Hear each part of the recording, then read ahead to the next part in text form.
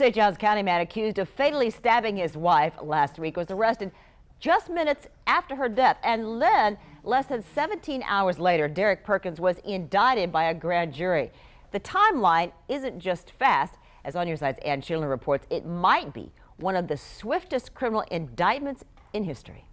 Derrek Perkins made his first appearance in St. Johns County Court at 8:30 in the morning. He said candidly will be used against you in court. Less than 7 hours later, he was indicted by a grand jury. It's very unusual. Former federal prosecutor Curtis Fallgetter says indictments typically aren't handed down even within days of an arrest. Normally these things do take 2 or 3 weeks, sometimes longer. One prosecutor we spoke to didn't believe the timeline, saying it would be, quote, impossible to get an indictment that quickly. So we Googled fastest indictment in history. We found the story of a Mississippi mayor indicted in 2 weeks. We also found the man accused of murdering New Orleans Saints defensive end Will Smith, 19 days, and the man accused of killing a police officer in that same city, less than a week. I think they see this as a very straightforward homicide. Easy to prove, single suspect. 7th District State Attorney spokesperson Brian Shorstein says they already had a grand jury seated to hear another case. And he said investigators worked through the night to pull the case together. But even he conceded it was the fastest indictment he's seen. Certainly had probable cause, which, is a standard of the grand jury. The rest was sort of icing on the cake. Ann Schindler, First Coast News, On Your Side.